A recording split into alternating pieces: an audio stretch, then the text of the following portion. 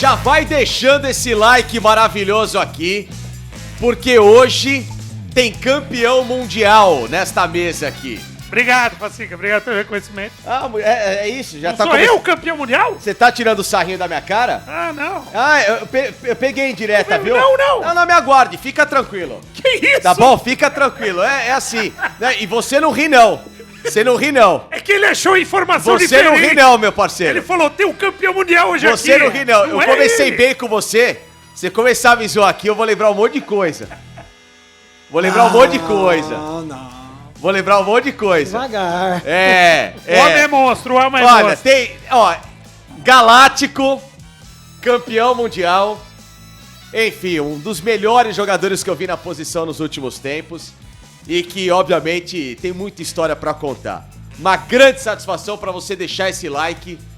E você, o spoiler agora, torcedor do São Paulo, é pra ficar ainda com mais saudade e desesperado. Porque se o São Paulo tá numa draga, a hora que você olhar pra cara desse cara, você vai pedir pra ele voltar pra ontem. Porque do jeito que tá fininho, 3 meses, volta titular e olha, não sei não se não joga uma Copa do Mundo. Abre a câmera pra gente apresentar esse convidado maravilhoso, junto com outra figura também lendária nessa mídia tricolor do São Paulo Futebol Clube, grande Cicinho. Tamo junto. Boa, Tamo junto, meu irmão. Cicinho. Saudade de Nós, você. mano. Vamos juntar, mano. E grande Fernando Camargo também. Fê. Uma voz icônica do São Paulo. Quer dizer, esse aí te cornetou muito, viu? Não vem achar que agora é amiguinho, não sei o quê. Cornetou, Acho que nós não demos muito espaço. falou que você só corria, que era fominha na lateral. Segunda fase dele no São Paulo é foda. Jogou nada. Nada. Ó, se Segunda defende. fase, Ainda camisa bem, 23. ainda bem que ficou marcada a jogou primeira, nada. né? Primeira você jogou muita bola. Já te falei isso. Exato. Cicinho, que satisfação te receber. Aliás, muito obrigado, viu, ao Grupo Bandeirantes de Comunicação, que eu também tenho um carinho enorme. Tive uma passagem muito feliz por lá. Obrigado a Band por ter te liberado. Você que é uma figura icônica na história do São Paulo. Talvez, olha que se a gente fizer uma eleição de laterais pela direita, Forlan, Cafu, Zé Teodoro, jogou muita bola. Getúlio, Cicinho. Getúlio e Vitor. Vitor, Ixi, o Vitão. bicampeão do mundo. E aí tem você, meu Belete. parceiro. Belete. Não, você jogou mais que o Belete Você no jogou São Paulo. muito mais que o Belete. Adoro o Belete, muito gente mais. boa, mas aí no São Paulo não dá largada, irmão. Não, Onde você se passa- coloca nesse São Paulo? Ah, cara, eu me coloco atrás desses outros aí. Me coloco atrás desses Será? outros. Porque são jogadores na qual eu sou fã. É que assim, o título mundial, Libertadores, tem um grande peso, né? Jogando muito, Tem né? um grande peso, exatamente. O ano de 2005, para minha carreira, foi brilhante. Então, se você pegar a questão de um ano, mas digamos que eu tô ali atrás do Cafu, Zé Teodoro, vamos lá. Será que atrás... O Zé Teodoro jogou muita bola, mas, pô, mas- teu currículo pesa, Cici. Não, então, tem a questão do currículo. É igual você pegar hoje e comparar o Cicinho com os laterais, com todo respeito aí, Daniel Alves, Rafinha. Assim, eu joguei no Real Madrid, no Galáctico. Então, o Real Madrid não quis esses caras. Então, assim, eu me coloco à frente deles. Agora, por carreira, os caras tiveram a carreira maior, mais longa do O que a Cafu minha. atrapalhou a sua vida na seleção? Não, de forma Ele ajudou. Ajudou e muito.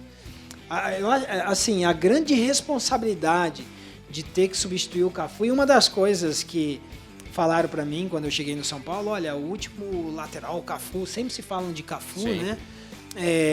Então, olha o peso dessa camisa, olha a responsabilidade. E aí eu procurei, né, exercer com muita, assim, competência essa saudade que o torcedor tinha do Cafu. E na seleção também. Na seleção eu aprendi muito com ele. Era um cara vaidade zero, sabe? Sempre ajudando, sempre aconselhando. Então, assim, foi... Mas nesse aspecto, a questão de atrapalhar, né, Fácil? A questão... Ele era tão titular, como o Roberto Carlos foi do lado esquerdo, e às vezes não tinha espaço nesse sim. Você tentava, você teve ali na Copa das Confederações, né, que você foi brilhante, né, ganhando da Alemanha, ganhando da Argentina, conquistando o título do Brasil, mas no teu período no auge, o Cafu já estava numa fase praticamente final de seleção, mas ainda como muito titular, né? Exatamente. A minha fase era muito boa, né? O meu momento era melhor do que o do Cafu. Mas só que nós estamos falando de um cara que a vida dele dentro da seleção brasileira dispensa comentário. E outra, você tá contra adversários, imagine o adversário olhando na posição tem o Cafu, então há o grande respeito. Como da nossa parte também. E esses caras, quando vestiam a camisa da seleção, eles se transformavam. Então, o problema do Brasil ter perdido a Copa do Mundo em 2006 não foi porque o Cicinho não jogou, o Robinho não jogou, e jogou Cafu, e jogou Roberto Carlos, e jogou Ronaldo. Não, esse não foi o problema, não. Se o Brasil tivesse tido uma organização melhor por parte da CBF, para que nós pudéssemos treinar, porque, assim, o grande erro foi não ter exatamente nos blindado ali para que a concentração de 2002 pudesse ser mantida para 2006. Porque, queira ou não, esses caras que ganharam, tiraram, né, aquele peso da responsabilidade de ganhar uma Copa do Mundo e chegaram em 2006 Leves. com menos assim, pressão.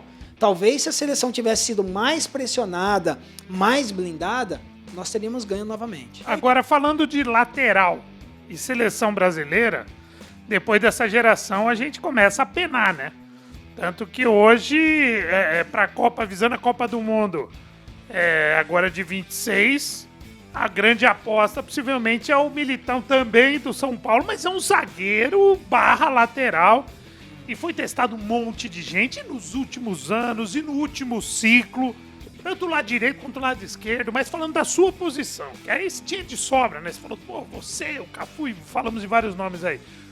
Que você atribui essa carência hoje de lateral direito? Porque você jogando, vamos supor, Cicinho jogando hoje, porra, tava ali, titular 26 normal, na sua época já tinha bastante gente. A que você atribui a isso? A esquema, a esquema de jogo, a escola, a safra, o que você atribui essa dificuldade da gente ter essa carência de laterais aí? Olha, o esquema, sem sombra de dúvida, né? A nova adaptação do futebol, né? Esses esquemas táticos, esse implantar de treinadores, né? Tudo isso envolve. Mas é lógico que tudo começa a partir da base. Hoje o menino nasce, o pai dá uma chuteira, uma bola e fala que vai lá ser Neymar, Messi e Cristiano Ronaldo. Então, assim, hoje não tem um trabalho de base, eu falo por quê?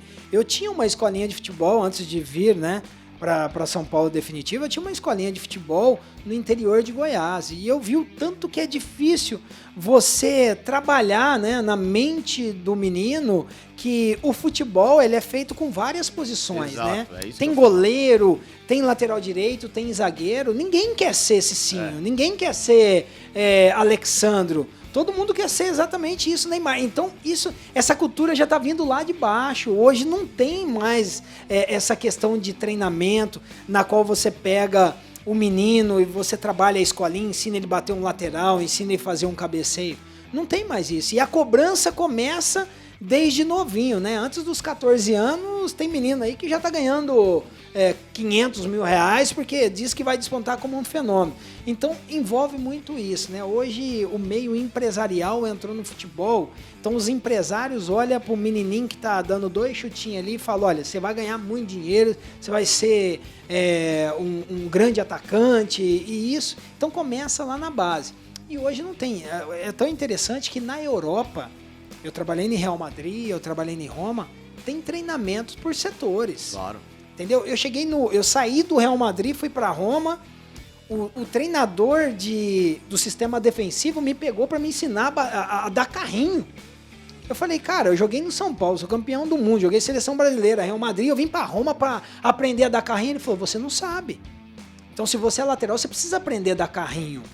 E aí me ensinaram tantas coisas já como profissional, já com a carreira estabilizada. Então, assim, e hoje não tem. Hoje é um tal de campo reduzido daqui, campo reduzido. Você não vê um lateral chegando na linha de fundo. Recentemente, ali no programa da Band, nós entrevistamos o Reinaldo. O Reinaldo, quando eu cheguei no Sport Recife, e ele falou isso ao vivo, eu até agradeci a ele. Quando eu cheguei no Sport Recife, os laterais esquerdo do Sport Recife era René e Reinaldo.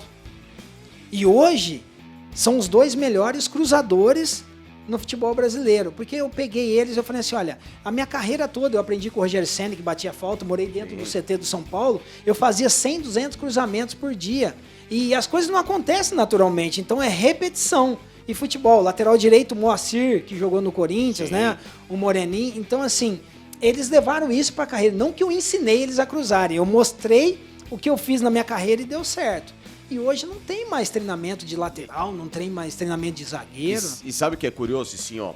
Você já pegou a era do futebol moderno, do futebol estudado, do futebol com tecnologia. O São Paulo era uma referência que, infelizmente, depois a gente vai falar muito de São Paulo aqui, parou um pouco no tempo em relação a essa evolução.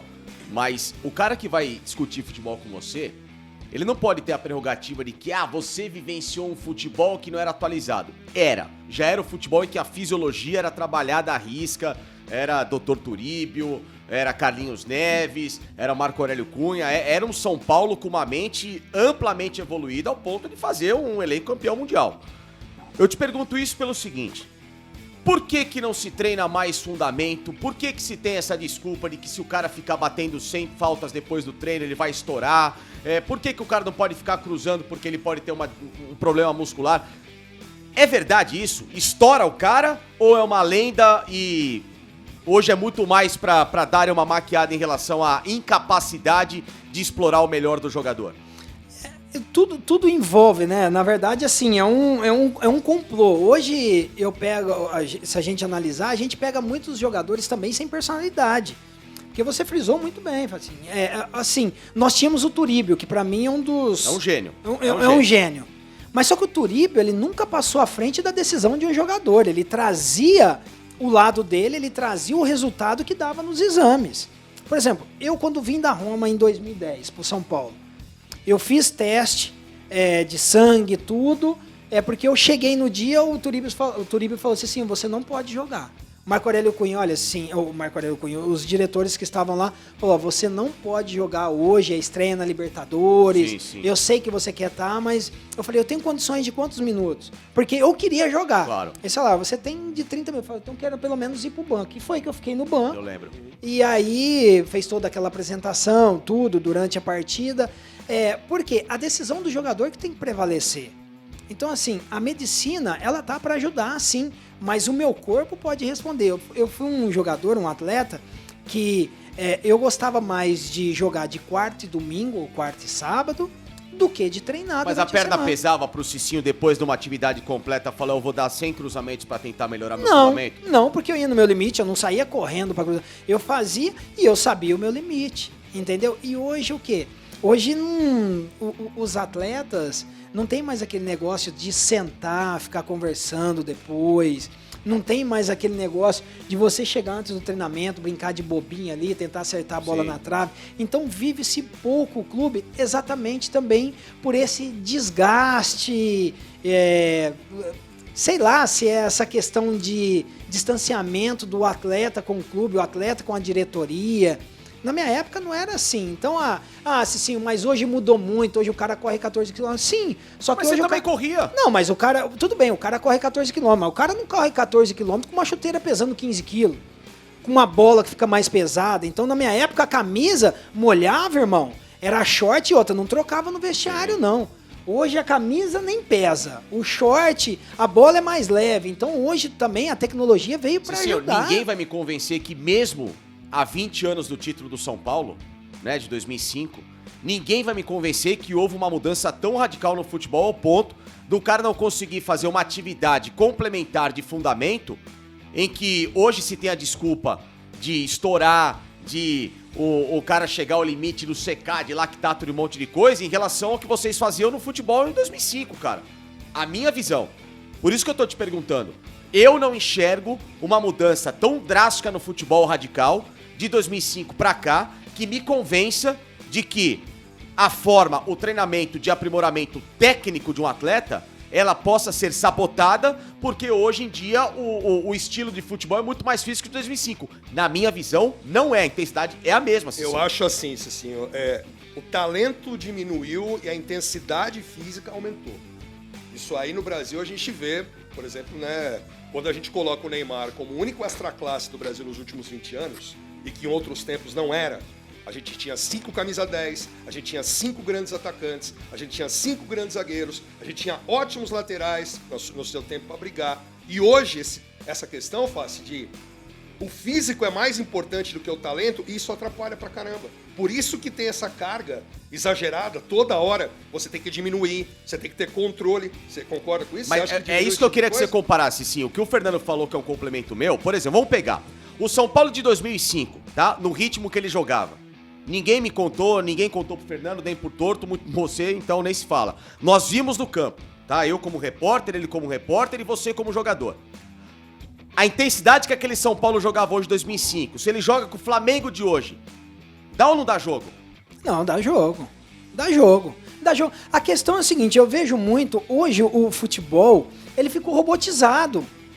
Entendeu? É algo assim que eles criam uma metodologia, tem uma mentalidade, mas cada jogador, é assim, vamos, como eu tô falando da questão da minha época, a minha época, o zagueiro, o Lugano não fazia o mesmo tipo de trabalho que eu fazia, que o Júnior fazia, que o Fábio Santos fazia, que o Gabriel fazia. Entendeu? Se era ali 10 piques de 1000, né, que a gente fazia em volta do campo, os zagueiros e os atacantes faziam 7 e os laterais e os meios campos faziam 10.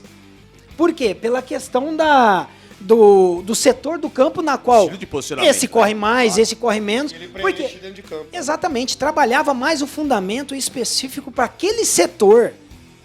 Entendeu? Então hoje ficou robotizado, hoje não adianta. Por isso que o talento ficou. Hoje você não trabalha mais o talento do meio campo. Hoje você coloca o meio campo e aquele tem campo reduzido, é isso, é sempre o mesmo trabalho. E essa questão de campo reduzido, todo mundo acha que é uma grande novidade, mas em 2001 o Leverkusen já fazia isso no Atlético Mineiro. Sim.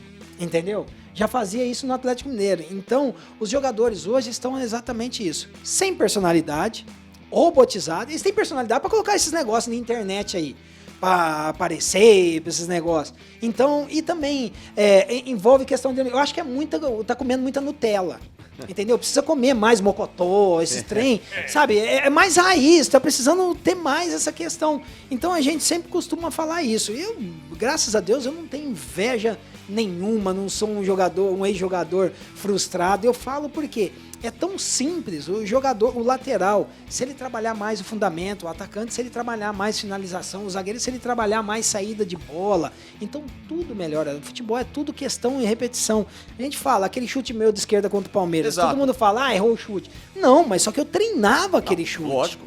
Era um recurso. Acertou lá no ângulo, ok, foi sorte? Foi sorte, mas se eu não treinasse, eu não iria fazer o lateral hoje, o lateral construtor, pô! Se isso aí não é o lateral construtor que saiu da ponta pra fechar e bater numa finalização... Ele acertou no jogo seguinte. Também. Tá? De perna direita, fez a mesma coisa. Então, é um jogo no Parque Antártico, outro no Morumbi, acertando o chute fora da área. Exatamente. Isso então, é treino, né? Isso daí era treino. E eu fazia muito isso daí, porque eu colocava a bola... e vinha pro meio, não fazia numa velocidade como foi essa daí, só que eu colocava colete nos dois ângulos e tentava acertar de pé esquerda. Claro. Entendeu? É algo bem simples assim, que eu fazia durante o treinamento e às vezes colocava a barreira na linha lateral e fazia os cruzamentos por cima da barreira. Então é tudo questão de treinamento. E hoje esse negócio de trazer cultura de Europa, buscar trem de Guardiola, gente, nós somos o único país pentacampeão sem copiar de ninguém. Tô falando que você não pode aprender, né? Busca, melhora, aprimora. Mas assim, você transformar um futebol brasileiro num futebol robótico, o talento cada dia mais vai ficar para trás. Agora, Cicinho, é o seguinte, você falou rapidamente passagem do Real Madrid, e você não jogou no Real Madrid qualquer, você jogou no Real Madrid Galáctico. A curiosidade que a gente tem é o seguinte, como que é chegar lá? Porque uma coisa é você ver o elenco do Real Madrid hoje, que é um baita elenco, mas chegar naquele elenco que você tinha, Galáctico, com aqueles caras todos, né, do mesmo time, né, enfim, todas essas figuras, Zidane, Beckham, Roberto Carlos, Figo, Ronaldo e tudo mais. Como é que foi pra se adaptar? Porque você sai da vida do futebol, hoje é normal essa vida de glamour. Hoje é normal, mas naquela época não. E de repente você tava ali num aniversário do Beckham, com a mulher dele, Spice Girl. Como é que foi esse lance e de vivenciar dentro, no treinamento, dentro do campo, treinamento e nos jogos, e fora do campo, esse lado que você não estava acostumado, né? Como é que foi?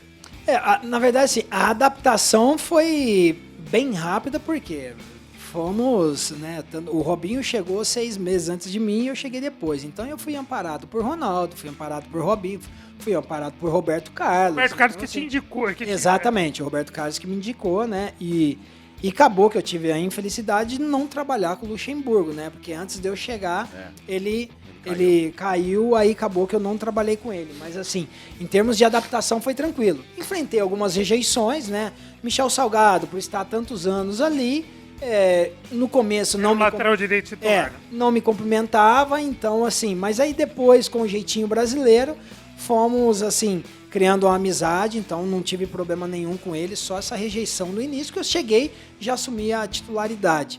E fora do campo era essa vida de popstar, era loucura, cara. Então eu saía de restaurante, tinha paparazzi embaixo do carro e tirava foto. Então, assim, eu amava, né? Eu gostava, não parava em casa, eu queria sair. Então curti muito aquilo ali, mas o prazer de ter vestido a camisa do Real Madrid, fazer parte da equipe galáctica, pena que não conquistei Champions. Eu fui ganhar o Campeonato Espanhol na segunda temporada, né? Que aí já foi com o Fábio Capello. Mas foi, assim, momentos marcantes e viver com esses caras, né? Beckham, aprender com os... Hoje é normal os caras, jogador fazendo publi, você falou de redes sociais. Na época, não era normal e você contou que o Beckham, ele era um garoto propaganda de tudo. Ele tinha várias marcas, como que era? Cada dia ele gravava um negócio. Tinha vez que ele chegava assim, com a barba sem fazer assim, e a gente falava que ele tava feio, né? Ele falava que eu precisei ali fazer a propaganda, né? A Gillette. A Gillette e tem que pegar lá meus 6 milhões de euros. Falou... Nada é à toa, né? Um terno que ele punha, nada e eu indo na inauguração de prédios por 40 mil euros. Entendeu? Os caras me ligavam assim, ó, vai inaugurar um prédio, quer 40 mil euros? Eu falei, irmão, daqui. Por loja. Inauguração loja, relógio, X mil euros. Vou. Então, assim, era loucura. Era loucura. Tudo que você fazia no Real Madrid também era visado. A responsabilidade de levar a marca Real Madrid era muito grande. Então, tudo assim, o Real Madrid é tão interessante que o contrato que você assina, a partir daquele momento, tudo que você receber de contratos, de patrocínio, no caso, 50% vai para o Real Madrid. Caraca! Entendeu? Então, eu cheguei no Real Madrid, assinei com uma empresa de celular, 50% do meu contrato vai para o Real Madrid. Essa foi uma das grandes brigas do Ronaldo, né? Sim. Porque o Ronaldo quase pagava para jogar no Real Madrid. Aí mudou, né? Foi 90-10, né? Todo 10% do que o Ronaldo adquiriu de contrato pós-Real Madrid, ia 10% para o Real Madrid. Ficava 90% para ele, porque estava algo assim, bem valioso pro Real Madrid, bem rentável pro Real Madrid. Então, foi loucura e ser amigo desses caras, né? Você via os caras se vestindo, a maneira na qual os caras chegavam pro treinamento. E outra, sair do São Paulo. São Paulo tinha aquele peso da responsabilidade. Cicinho, um dos principais jogadores. Você chega no Real Madrid, quem que vai olhar pra Cicinho? Então, eu jogava leve. Apertava a bola, Zidane. Apertava a bola, Ronaldo, Roberto Carlos. Então, assim, Raul. E era loucura. E como que era a intensidade de treino, assim? Porque a gente vê os craques, né? O Zidane, talvez a maior atuação da vida dele tenha sido contra o Brasil. A gente viu o que ele fazia. No treino era essa loucura dele fazer o rolete, como ele fazia o tempo todo. O Beckham bater 100 faltas, o Figo com variação de jogo. O Ronaldo metendo caixa pra caramba. Intensidade de treino diário. A época era dessa forma também? Exatamente. Tinha muita intensidade. E assim, o que eu aprendi muito na Europa... Principalmente com esses caras, né, que com a carreira já consolidada e eu chegando na Europa, é o profissionalismo, né? O nosso treino lá era das 10 até o meio-dia. Então era contado, era 2 horas de treino, só que todo mundo chegava 8, 8h30 da manhã, ia pra academia, o outro que tinha que fazer um trabalho de fisioterapia. Então, assim, o profissionalismo era exagerado. Raul era o primeiro a chegar, o último a sair. Essa questão da liderança, os brasileiros que sempre davam um jeitinho, né? Sim. Ronaldo, Roberto, que chegava assim, às vezes um pouco, quase na hora do treino, mas também tinha todo o profissionalismo ali. Então, assim, o respeito o comportamento, né, a dedicação dos caras era algo que chamava atenção mesmo, e isso te induzia também a treinar, né? E quando chegava dentro do campo, era ali 15, 20 minutos do rondo que eles falam, né, o bobinho, e depois 1h30, 1h40 de trabalho, campo Porrada. reduzido, chute a gol, finalização, todas essas questões. Era bem intenso mesmo. Ô Cicinho, como é que um time desse não dá certo, cara? Porque é inacreditável, né? A molecada que começou a surgir, né, pro mundo virtual nessa época, pegava o PlayStation e brincava, é o time do FIFA, né? Juntou todo mundo lá, Master League e tal, eu sou dessa época, né? Enfim, então você realizava sonhos do videogame dentro dessa realidade do futebol. Faltou técnico ou talvez tenha faltado alguma sinergia entre os jogadores, faltou coletivo, era muito individual e pouco o lado mais tático às vezes. Por que um time desse não ganha uma Champions League, não se tornou tão dominante como esse Real Madrid recentemente agora se tornou, né, com a geração do Cristiano, do Ancelotti e do próprio Zidane, que passou a ser treinador?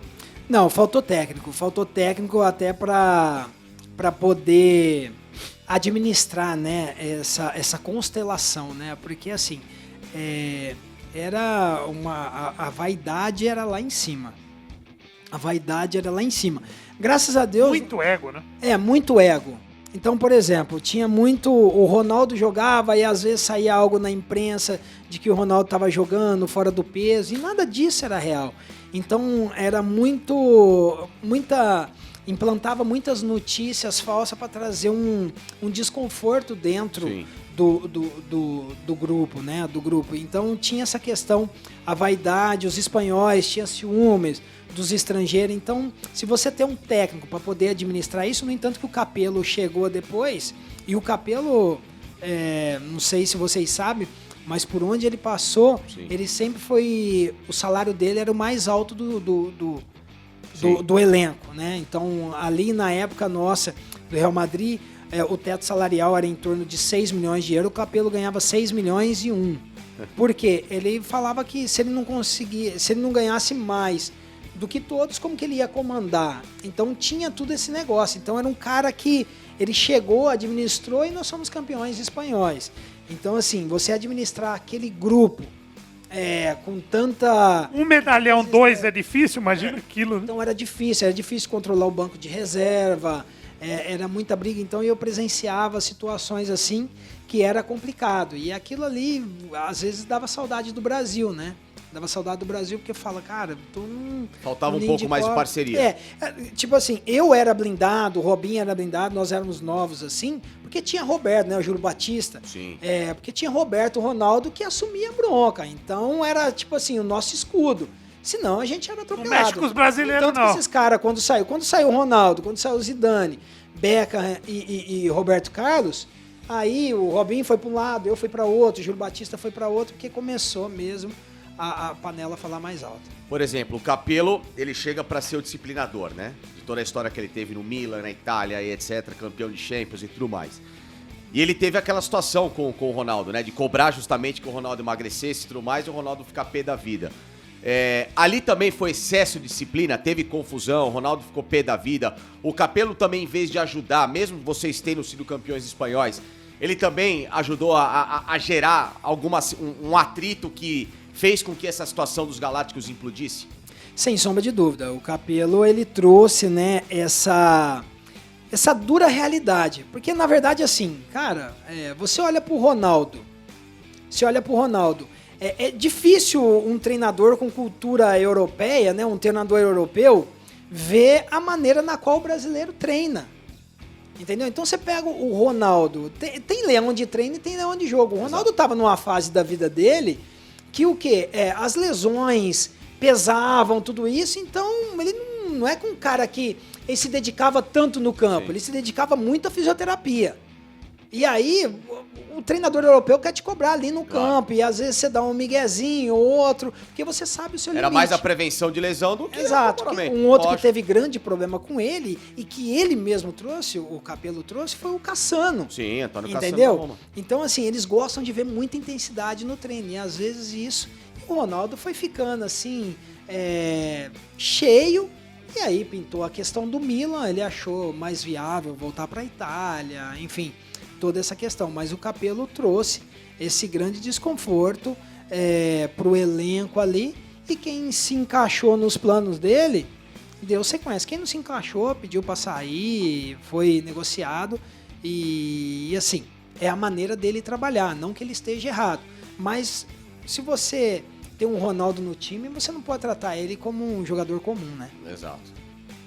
Eu tenho uma dúvida assim, você jogou numa época da Europa que os times brasileiros ainda conseguiam equiparar, né? São Paulo campeão do mundo em cima do Liverpool, o Internacional foi campeão em cima do Barcelona, o Corinthians do Chelsea, e recentemente o Palmeiras fez boas partidas contra o Chelsea em 2 oportunidades. Na penúltima, inclusive, ficou a praticamente 1 minuto de levar para os pênaltis. Mas por que nesse período de 10 anos, né, quando você estava encerrando a tua carreira, os brasileiros jogavam principalmente contra o Real Madrid, contra um Bayern, contra equipes e não conseguia ter o mesmo desempenho? Por que você acha que ficou tão aquém, né, a diferença dos europeus para os brasileiros num período de 10 anos, mais ou menos? Olha, assim, o São Paulo em 2005, cá para nós, era... A disparidade, se pode usar essa palavra, era muito grande do Liverpool pra gente. Uhum. Ali, hoje podemos falar, foi uma grande sorte. Talvez tivesse o Barcelona pro Inter também. Exatamente. Se tivesse o VAR naquela época, nós teríamos perdido. Porque a arbitragem foi perfeita. Talvez o VAR estragaria. Porque assim, Eu acho que o contrário, né, Cicinho? Eu acho que o VAR ia confirmar que realmente não tava, Porque a que os época gols estavam estavam- impedidos, cara. Não, a gente fala porque o índice do VAR hoje é de tantos erros, né? Uns erros. Ah, sim, assim, sim. Você vai pegar os assombrosos, exatamente. E o que acontece? A gente entende que em 2005 também houve a questão do falecimento eu acho que foi a mãe do Rafa Benítez. Isso, sim. Isso envolveu muito. Eles não estavam Técnico do também Liverpool à época. tão Eles concentrados. estavam 11 jogos sem levar gol, né? Com exceção do Flamengo, acredito que em 2019, o Flamengo de 2019 que chegou num patamar assim para jogar de igual para igual com o europeu, né? Porque é muito distante. Hoje mudou muito, né? Hoje você já consegue meio que dar uma nivelada por questões de tantos jogadores da Europa. Você pega, vamos lá, citar novamente o Flamengo. Você pega jogador que o Flamengo tirou do Arsenal, tirou do Atlético de Madrid, enfim, tirou da Juventus. O Palmeiras tirou o Andreas Pereira lá da Europa também. Então, assim, hoje você já consegue ter essa paridade. Mas lá o futebol lá, assim, respeitam mais a questão de recuperação dos atletas, o calendário, queira ou não, é diferente. Vamos lá, questão de gramado, eu sou totalmente a favor do gramado natural. Lá você raramente, você não tem time com gramado sintético até então, na qual eu conheço, e isso afeta. Eu não sou a favor, ok, tem os gramados no Brasil aprovado pela FIFA, beleza, então toca o barco. Então tudo envolve. E o calendário brasileiro é um absurdo. Isso daí que faz com o atleta brasileiro é desumano. E como se não bastasse aí, ó, nós vamos ter agora o Mundial de Clubes, o Flamengo, como que vai chegar no mesmo patamar que o PSG? Os caras jogam 2 jogos antes. Então os caras fazem de tudo para minar, né, um possível concorrente para o europeu. Então, queira ou não, também existe esse favorecimento ao europeu. E vai continuar, essa disparidade vai continuar, não tem como.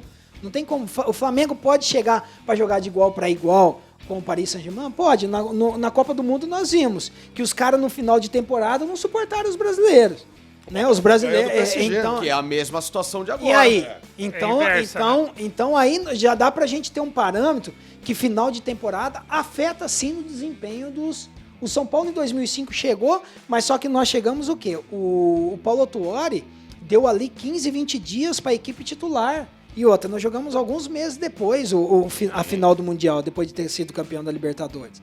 Então, assim, nós chegamos numa condição melhor. Hoje é mais difícil. Hoje é mais difícil e nós não vamos conseguir equiparar. Se ganhar, Flamengo tem condições de ganhar do Paris Saint-Germain, mas eu acho muito, mas muito difícil. Agora, falando um pouco de bastidores dessa final, né, 2005.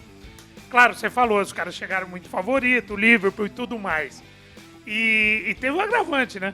O desempenho de cada um, né? Na época de semifinal, disputava o Liverpool. Vocês foram assistir o jogo do Liverpool? Pra que nós vamos assistir? A semifinal, o Liverpool sacolou. Como é que foi esse pré? Vocês vendo o Liverpool ali jogando com a facilidade, vocês com uma dificuldade ali. Como é que foi esse lance? Qual foi o papo entre vocês ali um pouco antes da final e no dia da final encarando os caras? Qual que foi a tática do São Paulo para encarar aquele time que vocês estavam vendo em campo? Não, a tática era trocar a fralda, tava todo mundo borrado. Não, mas Eles ganharam de 4-0. Assim. Cara, nós sentamos depois do jogo, sentamos no jantar e o Rogério Ceni falou, galera, cara, o que nós vimos hoje, vamos lá, nós estamos... Tá tudo contra nós. Cicinho, Júnior, Mineiro e Josué. Né? Tudo Nós pequenininho. Tudo 4 anão gigante. Então, assim, pra gente ganhar de cabeça dos caras... Peter Crouch, 3 metros. Não, no túnel eu bati no umbigo do Peter Crouch, pra você ter noção. Né? No umbigo ali. E aí, ainda bem que ele não entrou de titular. Mas assim, o Morientes fazia gol de nuca. O cara pra cabecear, o lado esquerdo, o Rize, né? Eu tive depois a oportunidade de jogar com ele na Roma. Ele batia a lateral da intermediária deles até na nossa área, quase. Então, assim, nós sabíamos que a probabilidade... Você marcando aquele demônio do Kill. Não, que eu sonho com ele até hoje, né? O cara driblava pra todo lado. E aí nós falamos, olha, nós temos que arrumar um jeito de colocar a bola no chão e tentar igualar os caras com a bola no chão. Os caras no aéreo E aí, incrível que pareça, Josué, Mineiro, nós ganhávamos bola de cabeça dos caras. Então foi um momento de superação. Até porque nós entramos em campo sabendo, olha, os caras são melhores até então do que nós, né? Os caras estavam não sei quantos jogos sem tomar gol, sem sofrer gol. 11 jogos. E o nosso time naquela questão de final de temporada, toda a pressão de levar novamente o São Paulo para o Mundial de Clubes, né? Depois de tantos anos. E entrar, nós tínhamos um não, sabe? Aquele cara que vai cantar uma garota e fala assim, não, eu já tenho, vai que ela fala assim. Era o São Paulo, vamos entrar em campo, cara, e jogar nosso futebol. O primeiro tempo nós jogamos até legal, de igual para igual. Só que aí o segundo tempo veio o cansaço e aí nós somos massacrados e procuramos nos defender. E o Rogério Ceni, ele falou, galera, eu preciso desse título. Nós olhamos para ele e falamos, então defende aí, irmão. E ele defendeu tudo. Então, assim, é uma tarde assim que nós tínhamos que ganhar mesmo, porque talvez se estivéssemos jogando até hoje nós não tomaríamos gol. Mas você 3 anulados. Né? Aí que tá. Eu me apego muito à mentalidade. Tá? Se a gente pegar jogador por jogador do Liverpool São Paulo, pode ser que essa disparidade não seja tão alta. Você pode pegar a disparidade física do calendário, o São Paulo chega mais cansado, é o que você acabou de explicar, né? Depois a gente vai tratar jogador por jogador, você fala, pô, Amoroso jogava demais, o Júnior foi um dos melhores laterais da história. Você não vai colocar na mesma frase o John Arne Riise e o Júnior, não dá, né? Não dá. Enfim, a gente vai chegar a alguns aspectos que o São Paulo pode até superar. Mas eu me apego muito, já que o Fernando citou, desses mundiais recentes, a mentalidade de técnico. Por exemplo, no caso do Palmeiras, posso falar um pouquinho melhor sobre isso. Eu vejo que no Palmeiras há mais medo de perder do que a forma como o São Paulo jogou, que é o que você falou. Vamos ligar a seta. Por que a gente tem que ter medo de perder esse jogo? Né? Qual que foi o papo do Autuori, que é o que você falou, né? Não foi a mentalidade de falar, joga, tenta, vai pra cima, não tem monstro ali do outro lado. Será que, por exemplo, se o Palmeiras não tivesse essa mentalidade de meu Deus do céu, se eu perder isso aqui, história, aí também pesa psicológico de não ter mundial, de meme, de brincadeira, tudo mais, que isso obviamente na época do São Paulo não tinha, até porque o São Paulo já era bicampeão, mas independentemente disso, será que não tem a ver com a mentalidade do treinador de pegar o time e transformar ele talvez numa máquina de querer jogar mais futebol do que se preocupar taticamente com o jogo? Esse é o grande segredo, assim. Esse é o grande segredo, porque o Paulo Autuori, quando ele reuniu o time no vestiário, ele falou, galera, é o seguinte, e esse é o discurso do treinador que sabe o trabalho que ele realiza. Vocês vão entrar lá e fazer o que nós fizemos até agora. Por quê? Final é um momento que você não pode inventar. Exato, é isso. Entendeu? Final é um momento... Por que eu falo que não pode inventar? Você joga o ano todo no esquema tático. Aí numa final, você vai se preparar de uma outra maneira. Não dá resultado. Por quê? Digamos que dê resultado. Ok, beleza, comemora. Mas e se não der, como acontece a maioria das vezes? Você vai se cobrar pro resto da vida. Então, se eu sei bater pênalti no canto direito, aí chega na hora da cobrança de pênalti na final de uma Copa do Mundo, eu bato no canto esquerdo. Eu vou ficar me martirizando o resto da vida. Por quê? O canto que eu bato lá. E se eu bater lá e errar? Não tem problema, mas eu treinava bater lá. Eu errei fazendo certo na qual eu confiava. Claro. Então foi o que o Paulo Tuori passou pra gente. Falou, gente, nós não temos que fazer nada de novo. Nós treinamos. Os caras estão melhores do que a gente no quesito, assim, posicionamento, dinheiro, enfim, porque hoje é fácil falar que o Cicinho é melhor que o lateral que tinha na época do livro, mas até então não era. Entendeu? Até então o Cicinho era um jogador que estava se despontando, o Júnior, o Josué, Sim. Tínhamos o Amoroso, tínhamos o Rogério Ceni, que também assim, dispensa comentário, e o Júnior. Danilo. Os outros, mas então, o Danilo ninguém conhecia, Exato. Danilo, ninguém conhecia a Luísio Chulapa, ninguém conhecia Cicinho, o Mineiro, Ed Carlos, quem que conhecia? É verdade. Então, assim, hoje é fácil falar. Se você pega peça por peça, Era outro padrão. talvez hoje se escolhe o Cicinho como lateral, mas na época se escolhia, eu acho que era o Carringer, né? Isso. Entendeu? Então, existe essa questão. E aí o Paulo Tuori falou, galera, nós treinamos, entra lá e faz o que nós treinamos. Porque se a gente for tentar fazer algo, lógico que nós tivemos que mudar algo, porque o Liverpool era muita bola aérea, então nós treinamos mais jogadas Lógico, aéreas. é verdade. Entendeu? Treinamos mais jogada aérea. Só que nós treinamos mais o quê? A questão da bola, velocidade, em profundidade, exatamente para poder surpreendê-los. Então nós incrementamos, nós não mudamos a nossa maneira de jogar. Jogamos com o mesmo esquema tático, né? 3-5-2 ali, Sim. dando liberdade. Eu tive, tanto eu quanto o Júnior, me adaptar o quê? Mais no sistema defensivo pra gente fechar a linha de 5 ali Exato. atrás, não a linha de 5 no meio. Claro. Ali atrás, porque era uma equipe mais veloz do que a nossa. Então é essa a questão. Talvez seja esse o ponto. O medo de perder te faz abrir mão o quê? De querer ganhar. Então, o Palmeiras, todos nós dávamos como certo ganhar do Chelsea. Porque o Chelsea era uma equipe limitada, mas essa questão, por que quando toma gol é que você vai pra cima? Por que quando toma gol numa final de Libertadores contra o Flamengo é que você vai se jogar pro ataque? É não mudar o seu esquema de jogo. O Flamengo Flamengo já tinha ganho do Chelsea na competição. O Flamengo já tinha ganho, né? E o Botafogo ganhou do PSG. Então os brasileiros já estavam demonstrando determinadas situações que é isso que o Fácil falou. Eu acho que faltou gana, acho que faltou vontade para o Palmeiras acreditar que ele poderia ganhar. E o do São Paulo, só para fechar esse assunto do Mundial, eu acho que vocês passaram um susto no primeiro jogo contra o Al Ittihad para conscientizar o time também. O time do São Paulo era muito bom, mas estava enfrentando uma competição muito complicada contra um time que já deu muito trabalho no primeiro jogo. E na final, eu falei, cara, vamos pra cima, vamos se defender o que dá e se achar um gol e ganhar, beleza, vamos pra...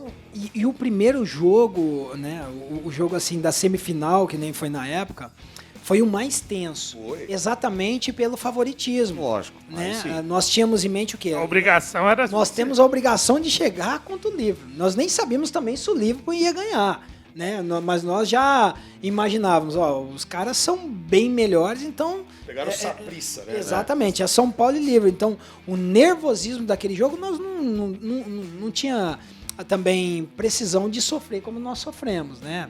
3-2 ali, mas esse nervosismo foi o que atrapalhou um pouco, mas também nós tínhamos a convicção do nosso trabalho e da nossa força. Então, a personalidade também nessa hora manda. Lógico. Né? Assumir a responsabilidade. Olha, vem cá, eu jogo nesse time, eu tenho totais condições de desequilibrar aqui. Então, quando também o jogador tem personalidade, nós pegamos uma semifinal, né? Eu não estava no jogo contra o o River. Só que aí na final, jogou contra o Atlético Paranaense, o Amoroso, eu nem conhecia direito o Amoroso, que tinha chegado na semifinal e eu tava na Copa das Confederações. Cara, ele bateu no peito e falou assim, ó, chegar na linha de fundo, joga em mim. Apertou, joga em mim. E eu falei assim, caramba. Hoje, se o cara fala isso, fala, nossa, cara, olha que vaidade, que cara mascarado, não sei o que tem. Ele tá achando que... Quando ele falou isso daí, eu falei, nossa, ainda bem que chegou um pra ajudar. Entendeu? Eu falei, não é pegar a bola amoroso. Pegava a bola e jogava no cara. Entendeu? E o cara assumia a responsabilidade. Então, assim, é quando o cara chama mesmo pra ele, o cara cai, o Emerson Sheik fez isso, né? No Libertadores, Mundial, pegava a bola, caía, abraçava a bola. Então, assim, precisa de mais personalidade no momento decisivo.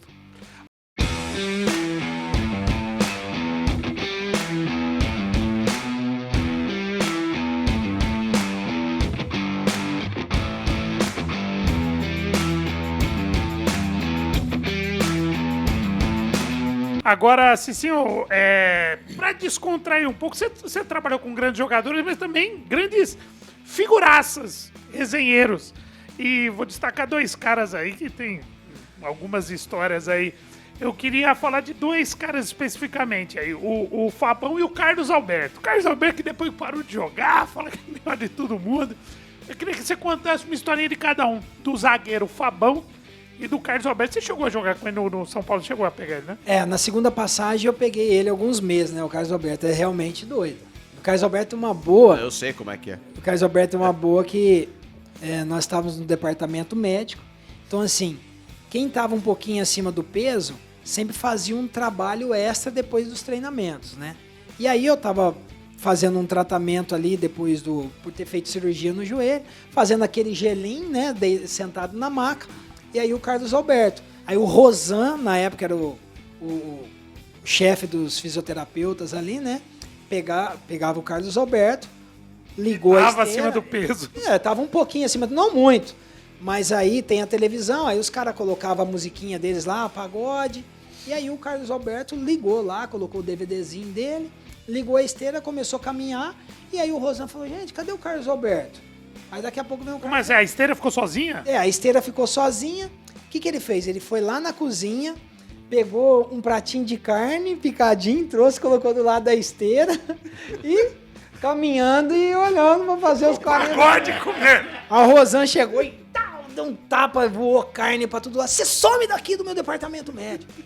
Cria vergonha na cara. Ele falou, não, é só um petisquinho. Eu já treinei, eu só tô fazendo um extra. Mas não, comer carne aqui não, pô. Você come lá depois. Então o Carlos Alberto era meio doido, né? De vez em quando ele saía lá na pancadaria. E o Fabão era meio atrapalhado também. O Fabão, a questão dele era com o grafite, né? O Fabão, o problema dele era as quebradas, né? As frases, né? Ô, grafite, pega aí pra mim um Adão e Eva. O que é isso? Não, o queijo com goiabada. Ô, Fabão, é Romeu e Julieta. Ele tinha muito... Teve um treinamento de 2 toques, tinha muita rivalidade, o Rogério Ceni não gostava de perder. E aí o grafite não virou um jogo pro Fabão. O Fabão gritou, ô grafite, deixa de ser burro, você não tá me vendo não, você tá parecendo um saci, pô, só olha pra um lado. Falei, não, Fabão, é pirata. Saci é uma perna só. Então era essas quebradas. E a gente se divertia pra caramba, mas tinha mais cara que quebrava, tinha muito. O Aloysio, né, da roupa lá, o Aloysio. O Aloysio foi aqui na Pompeia, né, tinha uma loja ali Antigamente tinha... Subindo na Pompeia ali, tinha uma loja, ponta de estoque da Versace. E aí ele foi lá, levou a família dele, comprou um monte de roupa. E aí na hora de pagar, deu R$1.800. E aí ele falou pra moça, tá errado. A moça ficou constrangida, falou assim, não. Ele falou, não, tá errado, soma de novo. A moça somou, R$1.800 e poucos. Falou, moça, olha, eu não quero te roubar. Entenda bem, eu joguei no Saint-Étienne, na França. E lá... uma calça da Versace era €300. Aqui não pode. Ela falou, não, você comprava na Versace. Aqui é uma ponta de estoque da Versace. Não tem nada a ver. Aí pegou e deu tudo pros parentes. Ô Cicinho, ó, ainda em relação a essa história de ambiente, né? E obviamente tudo isso traz pra você uma grande experiência, né?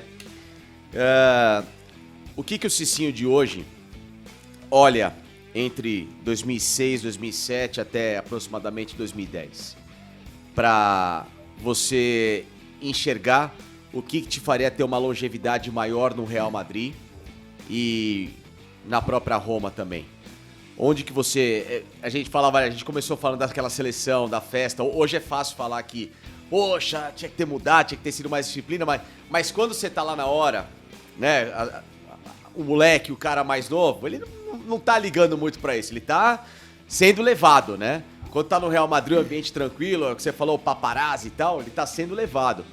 E aí, quando que você realmente percebeu que isso começou a gerar a falta daquela regularidade física para transformar ainda mais o Cicinho naquele lateral profissa que deveria ter tido essa sequência maior? Olha, o estalo veio na minha segunda passagem pelo São Paulo. Quando eu me deparei sentado assim numa mesa com um psicólogo, com o Dr. Sanches, Marco Aurélio, e eles, através da conversa que nós tivemos, eles olharam no fundo dos meus olhos e falaram: você é um alcoólatra. Isso foi algo que pesou para mim. E aí caiu a ficha e eu senti que eu tinha essa dependência no álcool, até porque eu tinha perdido o prazer de jogar futebol. Então imagine, perder o prazer naquilo que você mais ama, né? Assim, eu cresci... Você não tinha percebido a depressão, né? Não tinha, porque eu escondia a depressão com pessoas ao meu redor, eu escondia a depressão consumindo muito álcool, eu escondia a depressão com a compulsão por compras. Começa no Real Madrid. Exatamente. Então, assim, no Real Madrid deu um início. E aí na Roma ela veio mais forte. E quando eu aceitei a vir para São Paulo, até reduzindo o salário, em 2010, eu tinha em mente que vou voltar para São Paulo, vou jogar só 6 meses e vou parar de jogar futebol.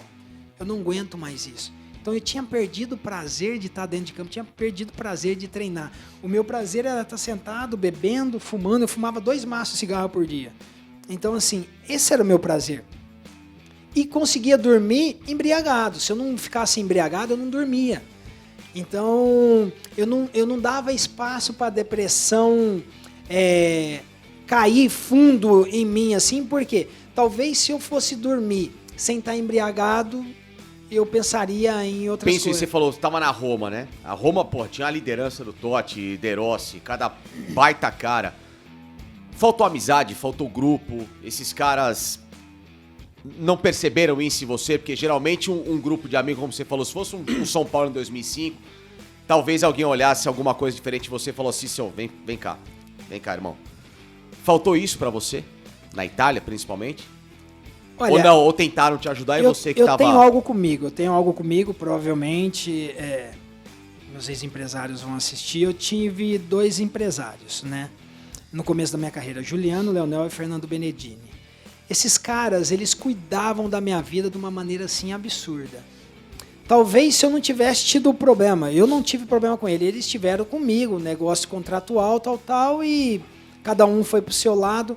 Se eu não tivesse tido esse problema com eles e eles saído da minha vida, talvez eu não teria me tornado alcoólatra. Porque eles cuidavam realmente. Na Copa do Mundo eles estavam lá comigo, na Copa das Confederações eles estavam lá comigo. Liberava para sair depois do jogo, eu ficava no hotel com eles. Então, assim, existia um profissionalismo. E aí, quando eu perdi isso, né, meus pais moravam aqui, eu jogando no Real Madrid, eu trabalhei minha vida toda para chegar no ápice da minha carreira. Aí cheguei no Real Madrid, seleção brasileira, me tornei ídolo no clube que eu amo. Eu falei, cara, o que eu vou conquistar agora? Então, me preparei para aquilo, mas não me preparei para manter. Porque quando eu cheguei lá, eu falei, o que eu vou fazer com tudo isso? Dinheiro, fama, tudo que um atleta precisa. Eu queria... eu tô com vontade de comprar horas de voo. Comprava horas de voo, não precisava comprar avião, comprava horas de voo. Então eu tinha meu voo particular, helicóptero particular, tudo esse negócio. Então, assim, tudo que um atleta sonhava, eu tive. E aí eu não soube administrar isso daí. Mas e família, onde entra? Eu não dava ouvido pra minha família. Então, esse é um dos arrependimentos que eu tenho, né? Meu pai sempre me aconselhou, meus irmãos, minha mãe. Tive amigos também que me aconselharam, mas assim... Eu era dono do meu próprio nariz, ninguém colocou um revólver na minha cabeça e falou, para de beber, senão você vai morrer. Quando eu atingi o topo, eu falei assim, agora eu quero curtir minha vida. Agora eu quero me divertir, eu não tô mais nem aí pro futebol. Então isso foi algo que tirou o prazer de jogar futebol e hoje eu vejo que se eu tivesse sido profissional, se eu tivesse me cuidado mais, talvez eu teria estendido um pouco mais minha carreira. Eu sou totalmente realizado, tá? Sim. Mas só que me arrependo de muitas coisas. Eu falo porque, cara, olha esses caras do lado, né? Zidane, e Beckham, e Raul, e Ronaldo, e Roberto, o Totti. Cara, eles são superastros, né? Tudo isso que você tá falando que você fazia, eles faziam ao triplo por tudo que conquistaram na vida pelo tamanho, né? Eu pergunto, nenhum deles olhava pra você e falava, irmão, é o seguinte, ó, você quer fazer o que a gente faz, mas tem que fazer isso aqui. Eles viviam num mundo tão, às vezes, próximo e distante ao mesmo tempo que talvez você sentiu essa falta de parceria, de conselheiro mesmo, de amigo de verdade? Era mais um lado profissional do que qualquer outra coisa? Não porque a minha intensidade com a questão da bebida, cigarro, eu nunca fui um cara de balada. Eu fazia as coisas na minha casa, eu chamava meus amigos, as pessoas que eu queria e fazia na minha casa. Mas a minha questão é o seguinte, eu não dormia, eu não gostava de dormir. Esses caras não, no entanto que os caras estão até hoje no meio do futebol, a carreira do Roberto, do Ronaldo foi por questões de lesão, de organismo, essa questão, né, a força. Então, assim, conselho, eu nunca demonstrei pros caras que eu tinha problema. Entendi. Entendeu? Eu maquiava exatamente com aquele sorriso no rosto durante o dia e o choro durante a noite quando eu tava sozinho. E aí eu pegava e precisava beber, eu precisava esconder a minha depressão de alguma maneira. Então era dessa maneira. Você sempre morou sozinho na Europa também? Sempre morei sozinho. Eu levei um amigo de infância para morar comigo. No início na Europa eu fui casada e depois pintou a questão do divórcio e aí eu fiquei sozinho. Nunca, assim, depois não tive mais nenhuma questão de companhia, de família. Foi somente um amigo que foi para cuidar das minhas coisas, só que também eu induzia ele aí pro meu mesmo caminho que eu, teve a mesma dependência que eu. Hoje também tem uma vida transformada, assim como eu, porque errou muito, mas o futebol é assim, igual todas as profissões. Cada profissão, por exemplo, vocês para virem hoje aqui me entrevistar, lógico, vocês conhecem minha vida, mas vocês estudaram. Então não é que vocês fazem o jornalismo, chega, tá aqui e vai desse jeito. Não. Porque se vocês não estudarem, vocês vão ficar para trás. Sim. Se vocês não cumprir os requisitos, né, os princípios que pede o jornalismo, né, eu também estou do lado de vocês hoje, se eu não estudar os jogos, não assistir os jogos, eu não vou saber o que falar. Então não adianta da noite pro dia. E o futebol também. Se o cara não se cuidar, se o cara não se alimentar bem, não cumprir os princípios na qual pede futebol, ele vai ficando para trás e ele vai sendo atropelado. E, Cicinho, dentro dessa realidade, a gente tem um caso hoje de um cara que é uma esperança do Brasil na Copa, que joga num clube que você conhece muito bem, o Real Madrid.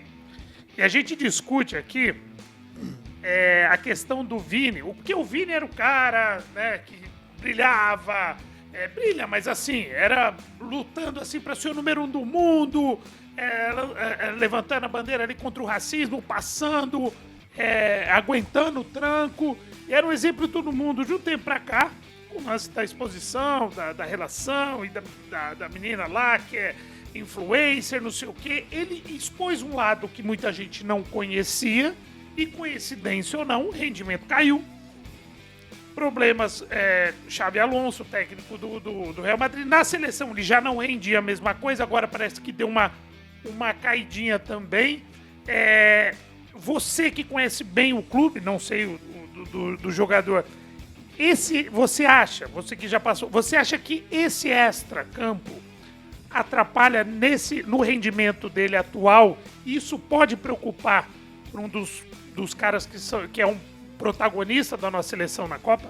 O extra-campo sempre atrapalha, ainda mais quando você tem sua vida exposta. Ele era muito discreto ali, exatamente. Tá muito exposto. Então, assim, aí hoje, talvez as pessoas, né, sempre quando eu acompanho alguns comentários, né, no meu Instagram, quem é você para falar de bebida, quem é você? Entenda bem, não é porque eu errei que eu vou querer que a pessoa erre. Então, se eu errei, eu tô tentando passar algo para que a pessoa não cometa os mesmos erros do que eu. E assim, tem muitos jogadores que são mal assessorados, entendeu? Isso daí é questão de assessoria. Cara, é o óbvio, é o beabá. Pra que eu vou querer ter minha vida exposta dessa maneira? Qual que é o benefício que traz pra ele? Entendeu? Tá com uma mulher bonita, esses negócios. Não, ninguém tá julgando aqui, tá? Ele faz o que ele quer da vida dele, ela faz O rendimento tá caindo. Mas, então, quando você expõe a sua vida, você traz uma cobrança. Então, se você consegue lidar com a cobrança, com as críticas, boa sorte. Então, não adianta achar que imprensa, que jornais, que torcedores é inimigo do jogador. Não é. A imprensa, ela noticia aquilo que ela tá vendo. Se o cara tá expondo a vida dele, ele tem que também estar preparado para cobrança. E, infelizmente, é isso que está acontecendo. Ele tá expondo a vida dele. E aí, vem as cobranças. Então, a moça, a vida dela é dessa maneira, né? Ela ganha dinheiro exatamente expondo o produto dela. Quanto mais expõe para ela, é melhor. Exatamente. Agora, jogador, eu, na verdade, assim, eu gostava. Mas eu não deixava expor minha vida assim, não. Até porque também, se na minha época tivesse questão de tudo, talvez o peteco era maior. Fácil, em cima dessa questão. Não, vai, segue aí, claro, porra. Torto da questão do Vini, essa geração, Cicinho, que tem o Estevão, que tem muitos caras que jogam na Europa, que tem um Brasil com extrema dificuldade num ciclo, né, com mais de um treinador, como foi o Dorival, como foi o Fernando Diniz, até chegar no Carlo Ancelotti agora. Como que você está vendo o Brasil com um grupo já definido, né, com Escócia, com Haiti, né, e seleções teoricamente mais tranquilas? Talvez o Marrocos seja o maior adversário por ser um país de quarto lugar de Copa do Mundo. Como que você está vendo esse ciclo agora com os adversários, com França, com Espanha, com Holanda, com Inglaterra? Como que você vê o Brasil? E se o Neymar, fechando uma segunda questão, deve ir para a Copa do Mundo? Bom, eu vejo o Brasil como um azarão.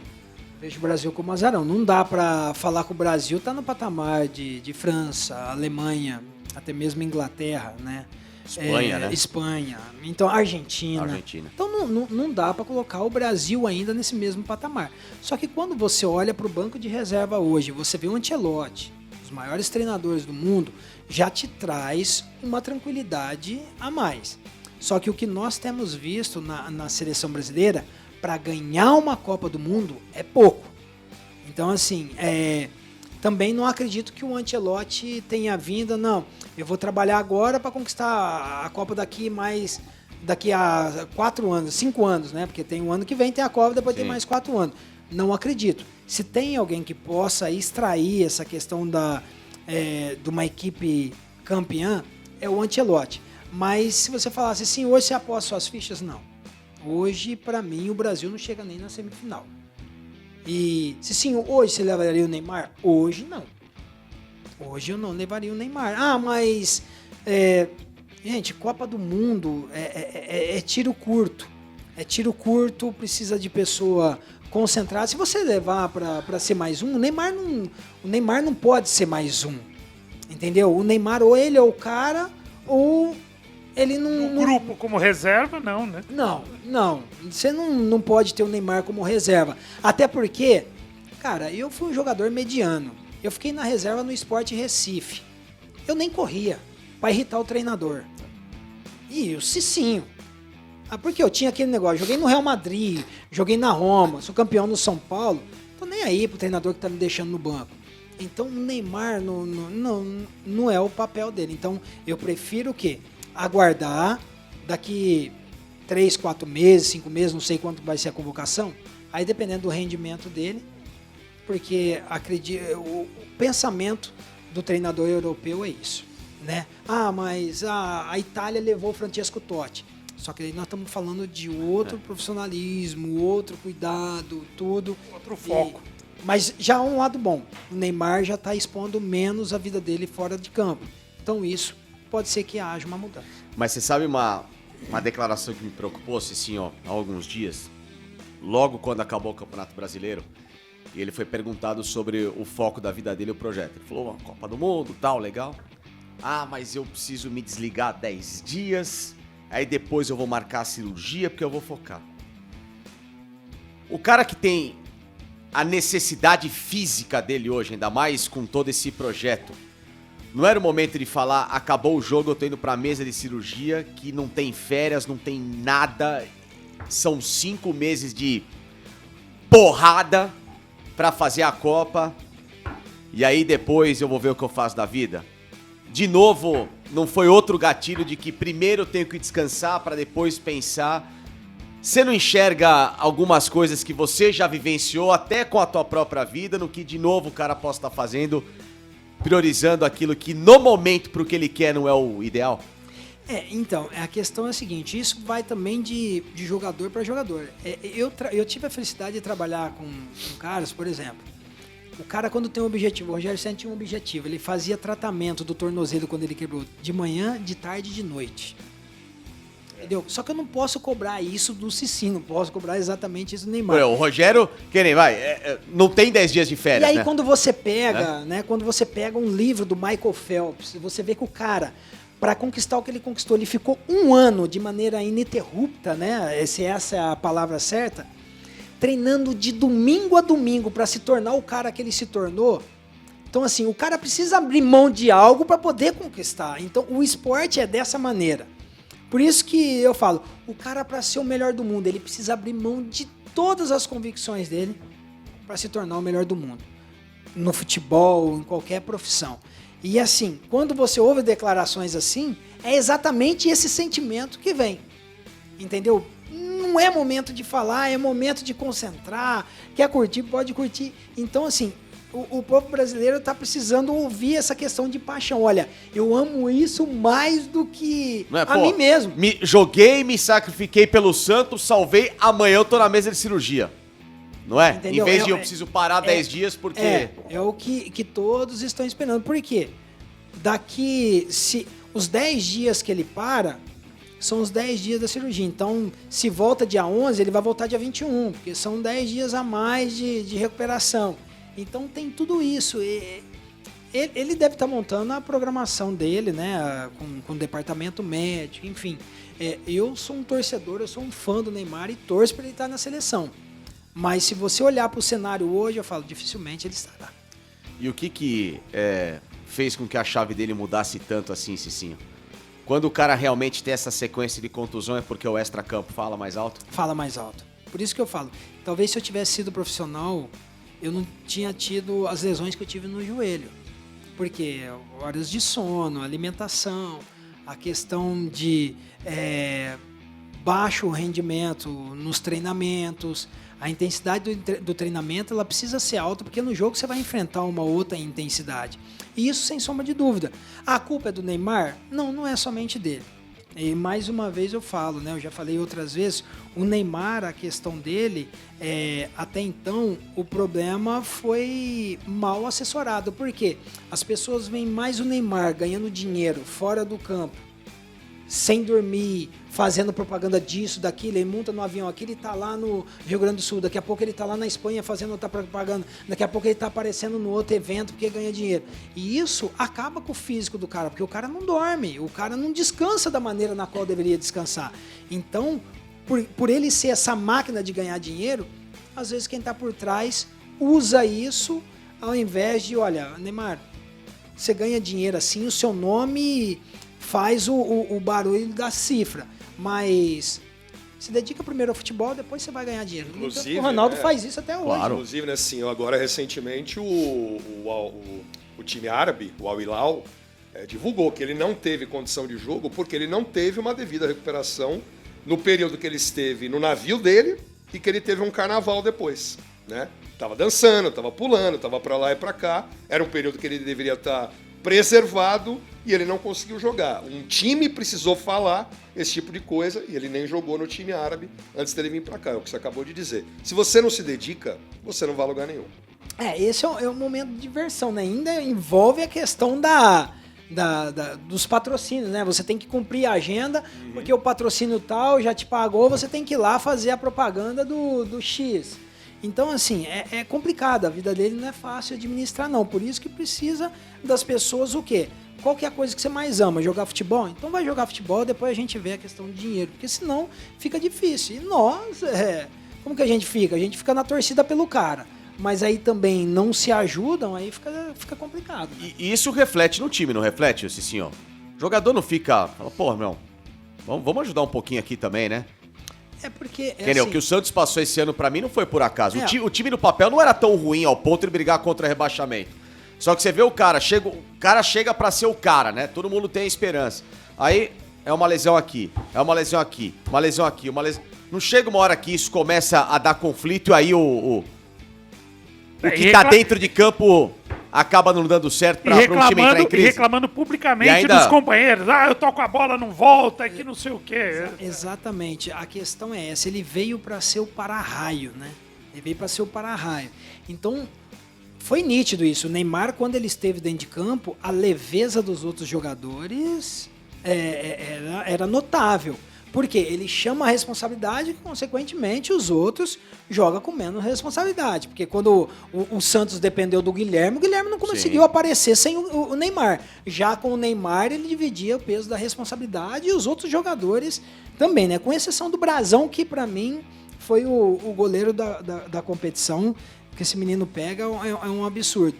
Mas assim, gera essa questão, né? Gera não publicamente e às vezes nem internamente, mas o cara quando chega em casa, o cara desabafa com a família. Fica puto. Entendeu? Eu chegava em casa e eu falava pra minha família, eu falava, gente, nossa, hoje o Rogério Ceni pegou no meu pé demais. Ô, cara chato, mas só que ele tava treinando pra caramba. Sim.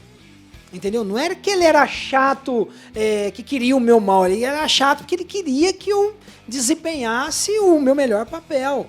Então, imagine, poxa, eu tô aqui treinando... Ou então já deve ter tido exemplo do cara que é um puta perna que tá enchendo o saco e racha grupo. Teve ou não teve? Tem muito. Em todo lugar tem, viu? Em todo lugar tem. Tem cara que fala, ó, vamos derrubar o treinador. Você não pode citar, né? Ou tem algum que você pode? Não, aí é meio Não, antiético, né? não, Mas deixa. tem, no futebol tem. Tá, né?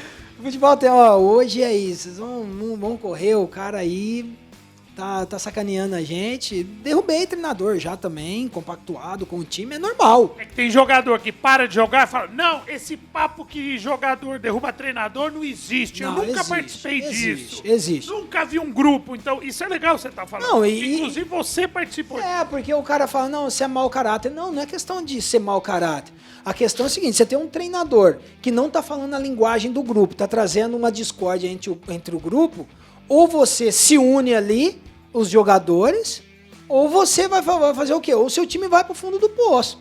Então chegou no momento que o cara reuniu e falou assim, galera, ó, o negócio é o seguinte, esse treinador não tá falando a nossa linguagem. O treinador pegava um aqui e falava, ó, o fulano tá falando mal do céu, e não tinha nada disso no grupo. Então o que falou, ó, hoje, aí se tiver que dar aquele piquezinho, não dá não. Pronto. Se derruba treinador é isso, dando um migazinho. Não, derruba treinador é isso. Você não desempenha o mesmo papel, entendeu? Aquele pique pra tirar a bola, aquele carrinho. Você fala assim, cara, não vou sujar o short hoje, não. Hoje não vou estar podendo. Agora, da minha parte, só pra terminar, da minha parte eu queria... Você falou de fazer o que ama. Eu quero falar do seu time de coração. O time que você ama. O clube. Não passa, obviamente, não passa longe dos momentos de campeão mundial, como você já presenciou. É um time que era referência na parte médica, fisiologia, referência Brasil, né? E América do Sul, por que não? E hoje, departamento médico cheio, uma bagunça administrativa, uma dívida gigantesca. Na sua opinião, o que acontece no São Paulo hoje e o que daria jeito para o São Paulo voltar a ser o clube que você presenciou e esteve ali? Olha, uma das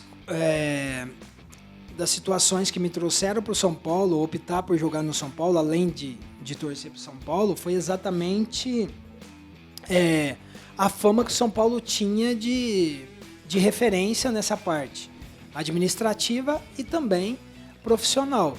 Então, eu joguei no São Paulo, não tenho nada o que falar da época que eu passei no São Paulo, mas hoje nós vemos que falta humildade. Falta humildade em reconhecer que o São Paulo hoje está pequeno, em termos financeiros e em termos de jogador. Então é nítido isso. Não reconhecer que a administração do São Paulo é pequena, isso é querer tapar o sol com a peneira, isso é querer ser amiguinho de presidente, isso e jamais vão comprar minha fala. Hoje o São Paulo é mal administrado. O que dá jeito pro São Paulo hoje? Uma SAF. uma SAF. Entendeu? Ou que venha um Paulo Nobre pro São Paulo. Um cara que vá ali pagar todas as dívidas, mas só como que vai fazer isso se não vai ter carta branca para administrar ali? Então, o São Paulo hoje, se não virar SAF, vai até cair para a segunda divisão. Porque o que estão fazendo com o São Paulo, notícias agora, mandaram tantos funcionários embora do São Paulo, de rouparia, de cozinha, esse Segurança. negócio. O problema do São Paulo não está nisso. Eles estão mexendo onde está tudo certinho. Entendeu? O problema do São Paulo é começando da parte de cima, como bem frisou o Luiz Gustavo. É o quê? O São Paulo, o planejamento do São Paulo para o ano que vem é o quê? Já contando, né, com a semifinal da Copa do Brasil. Você acha que o São Paulo tem time para chegar na Copa do Brasil? Então, já é um planejamento que, contando com o dinheiro na qual vai chegar na Copa do Brasil, na semifinal da Copa... Não! São Paulo hoje não tem time para passar das quartas de finais. Então, assim, tem que colocar o pé no chão. O que fez o Palmeiras? O Palmeiras, o cenário do Palmeiras em 2005 contra o São Paulo é o cenário do São Paulo hoje contra exato, o Palmeiras. É até pior. O Palmeiras teve o quê? Humildade, reconheceu, olha, vamos aqui, dar o passinho atrás, não fazer doideira, loucura como tá fazendo, querer enganar torcedor e manda jogo para ver. O São Paulo tá precisando de dinheiro, aí manda jogo lá para 14 mil pessoas na Vila Belmiro. Põe o último jogo no Morumbi, vai ter renda aí. Ah, mas tá com medo de protesto. Não quero saber. Plantou, agora tem que colher. Começou isso com quem, Cicinho? Tem personagem, tem nome e sobrenome pra colocar como, não um culpado principal, mas alguém que teve uma responsabilidade? O culpado principal é o Júlio Casares, porque é o presidente. Quem responde pelo time, pelas contratações, é o presidente. Ah, esse ou outro mandou, mas você trabalhou com ele no marketing, na época que ele era do marketing, sim. Agora, ele mudou muito? É um outro cara? Ou ali já era uma pessoa que você olhar e fala, putz, não sei? Não. Sempre foi um cara super acessível. Júlio Casares é um cara acessível comigo, mas assim, troco mensagem com ele, mas a administração dele não está sendo legal. É reconhecer, não é ficar vendendo algo pro torcedor que não é a realidade do São Paulo. É bater o pé no chão e falar, olha, o São Paulo tá com essa questão de crise financeira, nós vamos buscar de alguma maneira, não se desfazendo da base de uma maneira desenfreada, mas tá precisando. Não é dessa maneira na qual se cria. Entendeu? A base é a solução. E a base não pode ser moeda de troca até o momento. Então é reconhecer que as contratações foram ruins. Você não pode ir buscar um Dineno que é terceiro reserva no Cruzeiro para ser a solução do São Paulo. Entendeu? Você não pode buscar o Tapia que ninguém conhece e pagar o salário que paga. Nada contra jogador, nada contra presidente, mas contra a maneira na qual administra e a falta de profissionalismo e também de clareza. Essa questão de São Paulo, pelo que o Torto tinha falado, né, de São Paulo ser a referência, a gente corre risco, Cicinho, se já não vive hoje essa situação, para fechar na minha parte também, do Brasil virar Real Madrid e Barcelona com Flamengo e Palmeiras, você acha que já virou? A tendência é virar pela organização dos dois ou algo ainda é possível de ser feito com outras equipes? Com exceção de Cruzeiro, o Mirassol, ok, mas o Mirassol ainda precisa... É uma exceção, é uma situação organizada, mas uma exceção. Pode se tornar um clube, um São Caetano lá atrás? Sim, e essa é a esperança, porque a gente vê uma administração honesta, tudo, preparação. Com exceção de Cruzeiro, eu vou falar nos próximos 5, 6 anos, é Palmeiras e Flamengo lutando por isso. Vai ter uma ou outra zebra, daqui a pouco aparece um Fluminense, daqui a pouco aparece aí que está subindo, que provavelmente deve ter aprendido o Atlético Paranaense, mas vai ficar nessa questão de Flamengo e Palmeiras. Por quê? Os caras têm dinheiro, os caras entenderam, os caras já sofreram e não vão cair no mesmo erro. Entendeu? Não adianta. A tendência é até aumentar, né? Sim, a diferença. Agora vamos lá, eu sou São Paulino. O ano que vem, por exemplo, estava torcendo pro São Paulo ser campeão da Libertadores. Vamos lá, o São Paulo, se tivesse chego na final com o Flamengo, campeão da Libertadores, nós íamos estar comemorando o torcedor São Paulino. Só que vai chegar o ano novo, a pancada vai vir da questão financeira. Então eu vou estar torcendo para algo continuar errado. Isso. Eu vou estar maquiando com o título. Enquanto não colocarem o pé no chão e regularizar. O Palmeiras e o Flamengo começou a ser campeão, começou a comemorar título depois do quê? Depois que estabilizou financeiramente, organizou suas dívidas. Entendeu? Aí hoje comemora o título com gosto. Por quê? Vem o título e vem o respaldo financeiro. Hoje o Corinthians ganha a Copa do Brasil. O que vai mudar financeiramente pro Corinthians? Não vai mudar nada. Por quê? Uma gotinha no oceano. Exatamente. Então não vai mudar. O torcedor vai ficar feliz? Vai ficar feliz. Os caras vão sorrir? Vão. Só que vai começar o próximo ano 2 bi de dívida. O torcedor comum é o que ele quer, né? Ele Entendeu? quer um título, mesmo sem saber que o ano que vem ele vai estar com problemas. Eu quero um título também. Eu gostaria de estar fazendo parte do time do São Paulo ali, né? Da comissão do São Paulo, igual o Raí fez em 2005. Viajou lá pro Mundial, esteve lá com a gente, chefe de delegação. Eu gostaria do São Paulo estar numa final da Libertadores contra o Palmeiras ou contra o Flamengo, mas só que o que eu mais quero é o quê? É parar de ser zoado que o São Paulo tá devendo, que o São Paulo é caloteiro, que o São Paulo cai no transfer ban. Isso daí, porque hoje você zoa o Palmeiras, você acaba zoando o Palmeiras. Não tem Mundial, mas tô com o bolso cheio. Foi lá no Mundial, buscou 300 milhões. Eu quero os 300 milhões, irmão. Entendeu? Então, essa que é a questão. O torcedor são paulino tá de saco cheio, tá cansado. E principalmente cansado de ser enganado. Ô Cicinho, o torcedor do São Paulo aceitaria, por exemplo, o projeto que começou em 2003 e 2004? Por quê? Foi justamente a época que você chega ao São Paulo. Aquele time não foi caro. Como é que o São Paulo montou aquele time? Ele foi pegar uma base no Goiás, ele foi pegar um volante que era promissor no São Caetano, aí ele vai buscar o moleque lá do Atlético Mineiro, que tava sendo destaque, que era o teu caso. Não veio nenhum medalhão. São Paulo não montou um time de medalhão entre 2004 e 2005. O medalhão que chegou era o Amoroso, na semifinal da Libertadores. O Luizão veio mais para se recuperar do que qualquer outra coisa, mas já tava lá. São Paulo não montou um time caro. E ele acabou dando certo. Só que hoje, com a pressão que tem, você acha que o São Paulo tem cabeça, por exemplo, para montar um time com uma base, sei lá, 2, 3 ali do Curitiba, que subiu legal, do Mirassol, e fazer um time mais barato para conseguir os mesmos feitos que vocês fizeram em 2004, 2005? Será que o torcedor consegue enxergar isso? Eu não sei se vai encontrar jogadores com a fome de vencer na qual os que foram contratados tinham. Entendi. E aí eu falo por quê. E isso é bom falar, porque quando eu vim para São Paulo eu tinha uma proposta de 4 milhões de dólares da Rússia, na qual eu ia ter minha independência financeira na época. Tinha uma proposta do Goiás, porque o Goiás tinha tirado o Cuca, Grafite, os caras do Goiás. Tinha uma proposta de 100 mil, tinha uma proposta de 120 mil do São Caetano e tinha uma de 80 mil. E assinei com o São Paulo por 40 mil. Entendi. Entendeu? Então eu abri mão do dinheiro porque eu tinha um sonho de jogar no São Paulo e eu tinha convicção que o São Paulo era o melhor caminho para me levar à seleção brasileira e um contrato para a Europa. Hoje, a gente já não vive isso. Hoje, primeiramente, o cara vê a questão financeira. Estou falando que é errado? Não. Cada um da sua maneira. Mas todos nós que viemos, nós viemos com uma realidade, com um teto salarial. São Paulo hoje tem uma base. São Paulo, se quiser, hoje tem 11 jogadores base. Se você estudar bem no mercado, e hoje o São Paulo precisa exatamente isso. É colocar o pé no chão e falar, ó, nosso teto é esse hoje. Ah, mas o jogador não quer vir? Que vai pro Bahia, como foi, que vai pro Fortaleza, que paga mais, e aí cai pra segunda divisão também.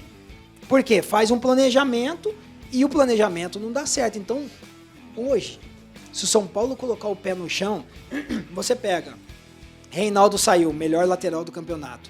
Igor Gomes não deveria ter saído do São Paulo, os caras pegavam no pé. Só que você já tem um cara identificado. Igor Vinícius, jogando bem no Santos. E aí, as contratações? Se eu tô mandando o cara embora, desfazendo, eu preciso trazer peças melhores. E não foi isso que o São Paulo fez. Entendeu? Então, hoje o São Paulo molecada da base saindo por dinheiro de pinga. Eu falo porque o São Paulo tá gastando muito, às vezes tenta buscar uma microestrela onde não existe, como foi o Daniel, Rames Rodrigues, essa coisa arada toda, e se arrebentou. Porque se ele tivesse o pensamento de 2003, 2004, eu não vou trazer estrela, mas eu vou trazer o cara que quer mostrar serviço no São Paulo, eu acho que a atitude seria diferente. Exatamente. Então, assim, a questão administrativa, o São Paulo ele quer viver um sonho na qual ele precisa viver hoje a realidade. E a realidade é isso. A realidade hoje do São Paulo é para 8º, 9º colocado no Campeonato Brasileiro. E o São Paulo talvez, né, pode até se classificar aí para uma pré-Libertadores no pior momento da história do clube. Entendeu? E aí os caras vão falar, não, porque o ano teve a camisa pesada. Porque a camisa... Não. A classificação culposa, né? Sem intenção. A camisa não pesa mais. A camisa não pesa mais, até porque foi lá, tomou 6, era para ter tomado 10 do Fluminense. Entendeu? É um time que hoje, onde vai, já não traz mais essa questão de respeito, até porque o respeito tem que partir de cima.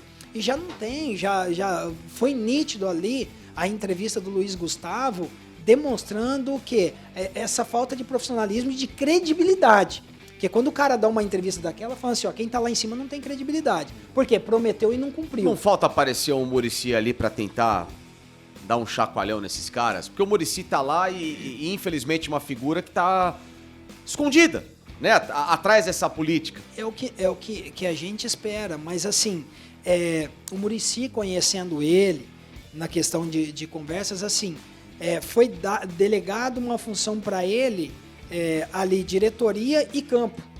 Não foi delegado uma função para ele vir aqui na imprensa e explicar o tumulto. Entendeu? Até porque, se ele fizer isso, aí ele vai ser esse para-raio na qual os caras estão querendo. E o Muricy não vai ser. Entendi. Aquilo que foi o Raí. Exato. Sim. Entendeu? Que quase manchou a história dele como ídolo, exatamente por quê? Por assumir a bronca. Não, apertou, joga no Raí. Apertou, joga no Raí. Então o Muricy não vai ser esse cara. Ele não vai se desgastar com isso. Ah, você tá se acovardando? Não. Deixou bem claro. A minha linha é até aqui. O problema é vocês que resolvem. Então ele tá ali. Se amanhã pedir a Muricy, vai lá e... Com certeza ele vai. Então, pelo profissionalismo dele e pela honestidade dele, ele tá indo até onde foi delegado a ele. Fernando Camargo, Tortorelli, mais algo a acrescentar com essa figura lendária? Cara, só o Cicinho a gente tem que ter 5 horas de resenha. Não, Cicinho, ó. E ele não falou praticamente nada dessa nova fase dele de televisão. Que ele é um cara que tem ideias espetaculares, ele resenha. Quando é pra falar sério, fala sério. Quando é pra brincar, brinca, né? Aliás, só pra fechar, e essa nova fase? Todo dia estar na televisão pra falar pra diferentes públicos. Você já tava no SBT, agora tá lá com a Renata, com o pessoal da Band também. Como tá sendo isso? Tô curtindo, até porque é mais fácil cornetar do que jogar. Agora você tá do outro lado do balcão. Mas você já gostava dos microfones na época, né? Você adorava dar entrevista. Cara, era legal, e cara. a coisa que eu mais, assim, sinto saudade, que eu gostaria que voltasse, era exatamente isso. Esse contato nosso com os jogadores. Acabou, porque cara. Eu sou da Acabou época demais, eu sou da época que eu gostava o quê? Eu fazia um cruzamento, eu já olhava pra ver se a câmera tava lá filmando da Record. Eu sabia que o Milton Neves ia me chamar pra vir no programa, entendeu? Então tinha o contato com os repórteres. Cruzava. Aí, ó, pega aí, ó, fala lá. Não, e até porque vocês falavam daquilo que vocês viam no treino. Claro. Pô, o Cicinho jogou mal, mas eu vi, o cara tava treinando pra caramba. Exato. Hoje a gente não pode mais falar isso. Exato. Hoje a gente fala, o cara não jogou nada porque o cara não treina, nós não estamos vendo mesmo. Entendeu? Então, assim, eu tô curtindo. A minha linha nunca vai ser uma linha tática, até porque eu não entendo muito de tática, estudo, né? Procuro me aprimorar nisso, mas se você me perguntar, jogador no campo, como os apresentadores, né? Tanto o Renato quanto o Benja, Claro. que me descobriu, levaram nessa linha, ó, como se sente um jogador depois de uma final, antes de uma final, no vestiário, assim, jogador derruba treinador, tem mala branca? Tem mala preta? Tem. Então, assim, isso daí eu posso falar com autoridade, mas às vezes de tática a gente dá umas rabiadas, assim, como se diz no interior, mas eu tô curtindo demais, é bem bacana. É isso. Cícero. A gente chama de Cícero, né? Sim. Cicinho, obrigado, meu irmão. Valeu. É uma baita honra. Fernando Camargo nos abrilhantando por aqui com grandes opiniões do São Paulo Futebol Clube. Tortinho, É nóis, mais uma. mais uma, né? Se cuida, meu irmão. Você é um grande cara. É sempre um prazer te rever. É um dos grandes que eu vi. E rapidinho, 3 meses aí, você não pega uma vaguinha na Copa, não? Não dá mais não, né? Eu não tenho cartilagem no meu joelho esquerdo, então hoje Não parece não, mas eu tô com 45 Mas anos. você vai jogar fim de ano as Sessão peladas. Botox tá falando alto, ó, nem sobe mais. Fim de ano você vai jogar as Hein? peladas. Hã? Fim de ano você vai jogar as peladas tradicional. Não, eu tô igual o Neymar, eu vou descansar, eu vou Mas descansar. mas quando você olha pra lateral da seleção, você fala assim, me dá meia cartilagem, não dá, hein? Ah, não, aí dá... Quando você olha, você fala Aí assim, dá vontade. Aí é dá duro, hein? vontade. Dá vontade porque é exatamente Me dá isso, meia hora, né? É, se pudesse, né? Se tivesse condições também, é que hoje a gente não tem condições, mas acredito que até a Copa do Mundo nós vamos estar bem servidos aí. Grande Cicinho, esse foi o grande papo aí, você torcedor de São Paulo que matou a saudade dessa figura maravilhosa. Deixa seu like, se inscreva aqui no Link Sport Clube, que obviamente a gente vai voltar com muito mais entrevista, várias edições aqui nesse final de ano. Você que tá em casa curtindo as férias do descanso, aproveite, participe conosco, que a sua presença por aqui é fundamental, tá bom? Beijo no coração de vocês, valeu Cicinho, valeu Fernando, valeu. Valeu. Grande Renato Tortorelli, você em casa conosco, até a próxima, fui!